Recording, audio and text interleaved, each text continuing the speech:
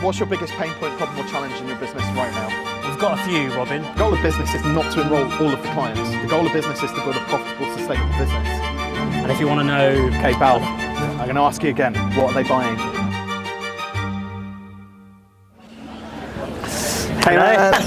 Nice to meet you. Yes, I'm good, thank you. Cool, tell everybody, what's your name? My name's Balve, yes. Balve, nice to meet you, Balve. And tell us a bit about your business. So I founded a company that automates all the boring and mundane questions that hospitality properties have.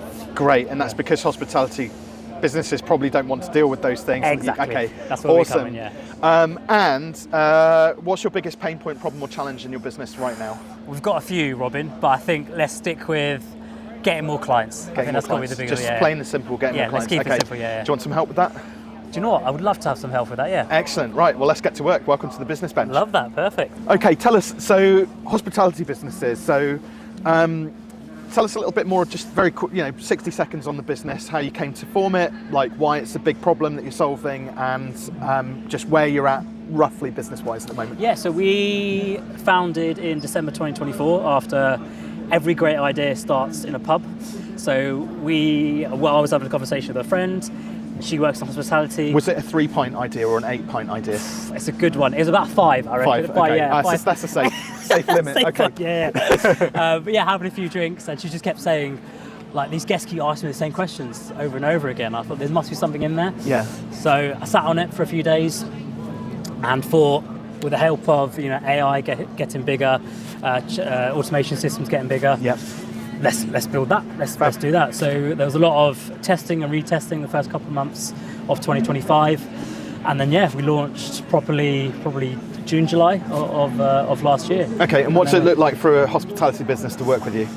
Yeah, it's great. Well, I think it's great, but I would say that. So we build the systems that integrate with their CRMs and their PMSs, the property management systems. Okay. Forget about the nuts and bolts, more so about what do they buy from you? So they buy a web automation system and also the QR codes that go along with that. So if you're in a room and you need an answer to a question, scan the QR code, takes it straight to our system, and if you want to know... Okay, Balve, I'm going to ask you again, what are they buying? They're buying the system. Are they? Yeah, they're buying time. Okay, so the system, we've advanced that to time. What are they really buying? Money back. How quantify that for me? So it all depends on the area and geographic, but we're saving on average about 20 plus hours a week. And how much is that worth to a hospitality business, would you say? About 200 maybe, £200 a month, a week, sorry. £200 a week? Yeah. Okay, are you sure it's not worth more than that? It depends on the property size. If it's a big hotel, big resort, obviously that'd be worth a lot more. If it's a smaller Airbnb type property, it'd be worth a lot less. So it's asking how long a piece of string is. Okay, so, yeah. But imagine, I'm imagining more so. So what I'm trying to get to the guts of is like the value proposition, because people buy results and outcomes. They don't buy any of the other stuff that goes on behind the scenes, because they don't care about the tech or the systems or the customer journey or anything. They're like, what we want is to make sure that our clients that are coming to stay with us, our patrons, are happy and they come back again. Because if they come back again, then we've doubled up our customer lifetime value. If they become clients that come back every year for the next 10 years, what's that worth to them? So I would think, with that in mind, like, can you shift that value proposition now? What's it actually worth to the hospitality businesses you work with? Thousands. There you go. 100%. I didn't even think of it. How many thousands? You've got to quantify it. Yeah. So when you can stand in front of a client, you can say, look, we save our client make our client on average £20,000 more sales a year. Yeah, I guess so. Yeah, I'm not sure if that's a number, but I made it up. Yeah. But you get the picture. Yeah. I guess I need to look into that. I didn't even think of that. But yeah, it's a good point. Definitely okay. Good point. So the thing is, because people buy or pay for results and outcomes, what that does is, if you can define specifically what that result or outcome is, it raises your value. So rather than selling I'm guessing like a subscription-based service, which you're selling at the moment, which is cost how much? So again, it depends, but it's about $750 on average. $750 a month, £750 a month. Yeah, okay. Exactly. Yeah. What if actually you worked with a large business that's making £1 million a year, extra revenue because of the work you're doing, and you're only charging £750 a month? Yeah. It doesn't feel feels like they're taking advantage, right? It does, so it should be more, so this is where, there's a pricing conversation potentially to be had here. Now I'm going down this route. I know you said your biggest pain point was around client attraction and getting more clients enrolled. Yeah. But I'm a very big advocate for less is more. Double the revenue and half the clients. That's the dream business. Yeah. Because for one, you've got fewer clients to support, which means less admin, less sales calls, less marketing to get those sales calls, less of everything behind the scenes on the business. Yeah, it makes sense, yeah. But the biggest challenge for a lot of people is, well, how do we raise the value enough so that we can charge enough without needing all those extra clients, okay? How many clients do you have currently? 11. 11 clients paying on average $750 a month, give or take. Yeah. So maths, 10K ish, roughly a month, okay. Where would you love to get to? I would love to get 50K. 50K a month. Yeah. Okay, so 5xing. Yeah, 5xing, yeah. And would you rather do that with 25 clients or 50 clients? 25. 25, Obviously, okay. yeah. Right. So we've got to figure out, if we get to 25 clients, 50K, how can we get 2K a month coming in from the average client, okay? And this is where we get into this concept around productizing services. Because what you sell, yes, you've got the tech and the systems and stuff like that, but ultimately what they're paying for is the service or the results of the service, but it is a service. You've just automated it, okay? So what if actually, let's say in the first 6 months, whilst you're getting to know their business, building out, understanding their business more, building out that initial onboarding process, there's always like front-loaded work when you bring on a new client, I'm guessing. Loads, Okay, so what if instead, when a new client joins, we charge them 25K for the first 6 months? Yeah, makes sense, yeah. And how we're going to break that down is that they pay somewhere in the order of, let's say, 10K up front. So you get all that front-loaded piece of work done, you get a big, nice chunk of cash flow in. And then for the first 6 months, they pay 5 installments at 2.5K. Right. Now what we've done is we've anchored them into that monthly recurring revenue that you want, but you front-loaded your cash. Yeah, so it's up front. Right? Yeah. So let's say, for example, next month rolls round, and we get 5 of those clients. Well, you've got 5 lots of 10K in, so you've got to hit your 50K, but you've also built up 12.5K a month's worth of revenue coming in now. So month 2 rolls round, now we only need 4 clients. Yeah. And so that's the way that it goes. So we get to a point where we need far fewer clients. Yeah, year 1, hard work. We've got to go through that enrollment, show the clients the value, make sure they're getting value at 2.5K a month or 2K a month or whatever that tipping point is. Yeah. But can you see now, it's not about... changed, It's got nothing to do with like getting more clients. Yeah. It's about getting fewer of the right higher paying clients. Yeah. So maybe I'd change my ICP then. The ideal potentially. Customer. Yeah. Okay, cool. That makes sense. Because at the moment I've been targeting individual people. Maybe I should be targeting people with multiple properties. Potentially. Not one. Okay, cool. Yeah. I like the way you're already thinking laterally around, like, okay, now it's not a me problem. How do I attract more clients? Now it's a them problem. Like, what is it that they need? Are they the right people coming in? Do you see? Yeah. And it filters out quite quickly. Yeah. If they're not. Yeah. Okay. That makes sense. And 10, 20 clients. You're full. You've got your 25 to 50K coming in, fluctuating up or down. Yeah. Probably very well leveraged, I would imagine, at that point. Yeah. Makes sense. Awesome. Perfect. Well, that's it. It's the end of the episode. No, I'm joking. I'm joking. Is there anything else which you want to ask me? Yeah.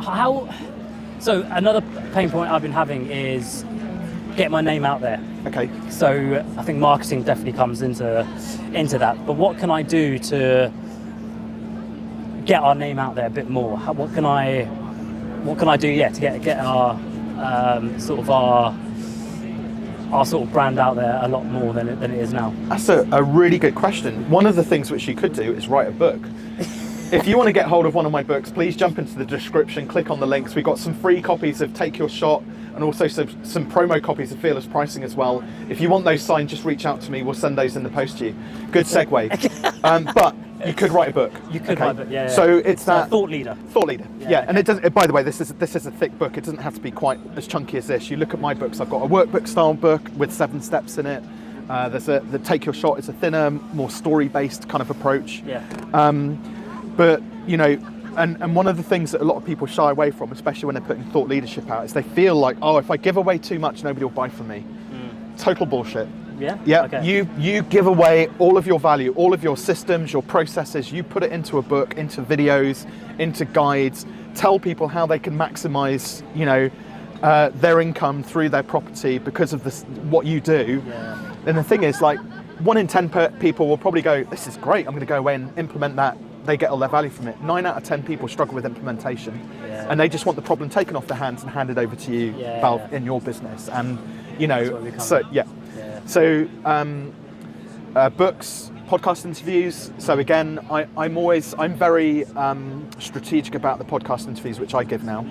I like to leverage other people's audiences. It's why I'm an ambassador for these guys here at Help Bank. Simon's got a huge platform. Help Bank now has a huge platform as well. And so by association, proximity, I'm able to leverage that for my personal brand and kind of build, you know, slowly more and more people are getting to know me. Yeah. And I do similar things, whether these are names which you know or not, but Ali Abdaal, the YouTuber, Daniel Priestley, Chris Doe, Nisha, the finance educator. So I've got partnerships with all of those people, and they've got between them probably 30 or 40 million subscribers and followers on YouTube and their various channels. So that gives you leverage. But podcast specifically, you've done presenting before, you mentioned off air. So, you know, it's just leveraging that skill which you've got to just spread the word about what you're doing. And guest on hospitality podcasts, and then go and do lunch and learns in hospitality groups and various other things like that. Interesting. So we've got writing a book, we've got podcasts. Yep, speaking on the stage. Speaking on stage, thought leadership. Writing blog articles. Like there was a great, really brilliant guy. His book's called They Ask You Answer. What's his name, Tate? Oh God!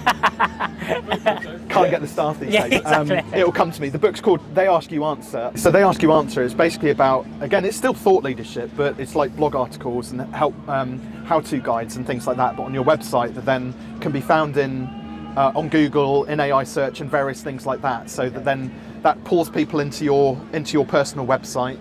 And from there, they might, again, then book you onto a podcast or to speak or to request a book or something like that. Interesting. And again, like, you don't need big numbers of people to come into your world. So if you're talking like 20 clients a year, 25 clients a year, well, probably, if you had to get that all in 1 year, you've probably only got to do maybe 100 consultations with hospitality business owners who fit the bill. Yeah. So you've qualified them, made sure they're best fit.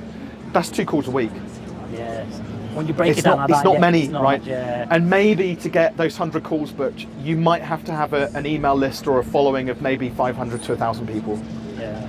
Again, it's not like crazy numbers. We always look at like, Rob Moore's big in, I know he's in property, but not necessarily hospitality. We look at Rob Moore or Simon Squibble, whoever, and we're like, I've got to have these massive audience. You don't. Yeah, no.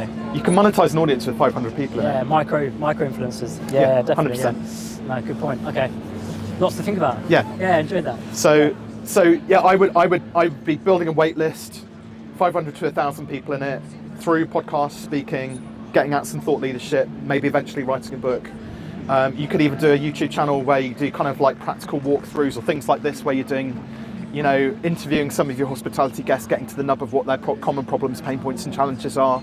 So again, that will position you in front of the hospitality space as well. Yeah. You know, there's loads of different ways to kind of spin it up. What I will say though is, think about what your favourite platform would be. If you could do any kind of marketing, how would you like to do it? Are you talking about social media? Just anything. LinkedIn, probably. Really, why? It just seems to be where my audience are, or where my clients are. Okay. So yeah. You've probably seen the disdain on my face. Yeah, I do. I've got nothing against LinkedIn per se. I mean, look, who is it? Somebody said recently to Tate and I that you know, everything works. It's just maybe it doesn't work for me, right? Yeah. So I think LinkedIn's probably that for me. What would you say then? That's a really good question. I mean, in person, doing stuff in person. Yeah. I would skip online. If I'm honest, I don't have to be here. I'm here because I want to be here. I enjoy this sort of stuff, and I get to have cool conversations with people like you and hang out with these guys. And I know that I'll get more business as a result of this than sitting behind my desk on LinkedIn doing cold outreach. No, that makes sense, I always say, just because you can doesn't mean you should, essentially. But again, try it. Give it 90 days. If you're making progress and it's working, no problem, crack on. But a lot of people carry on doing it because they think they should and don't question whether it's the right thing to do. Yeah, makes sense. Okay. Measure it, basically get results. Yeah, get the data. And All right. But again, I just think, you know, just getting out meeting people in the hospitality space, like where do they hang out? They go to events as well. Yeah, The hospitality yeah, business, the people, yeah, they do, yeah. Right. Yeah. And avoid shit like PIN, Property Investors Network and all that kind of stuff. I just think there's too many people who are essentially, just trying to hawk like property and stuff like that. Pyramid schemes and stuff like that. Yeah. Find something which is aligned with your own values. You've got a really cool vibe about you. Like lean into that.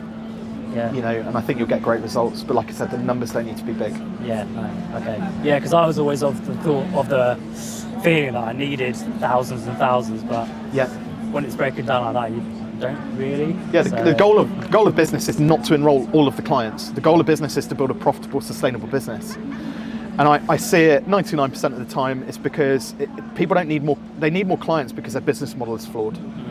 Fix the business model, we fix the client problem. Because typically, when we run the numbers like we did, we realise, actually, we don't need as many clients as we think we do. Yeah. And that stress and worry about having to constantly market ourselves and run sales calls and stuff like that, we can get over that stress very quickly. Yeah, true. Okay, perfect. There you go. Awesome. Thank you so much. My pleasure. Cheers, Robin. Real pleasure. Thank you for giving up your time to join us on the Business Bench. No. Very quickly, how can people get a hold of you? Yeah, so Balve Bains on any of the social media platforms, and the company's called Purple Square AI. If you search for that, you'll be able to find us. So yeah, thank you so much. Cheers. My pleasure. Purple Square AI, folks. Go and check it out. We'll make sure we include a link in the description below. And we will see you next time for our next episode of the Business Bench.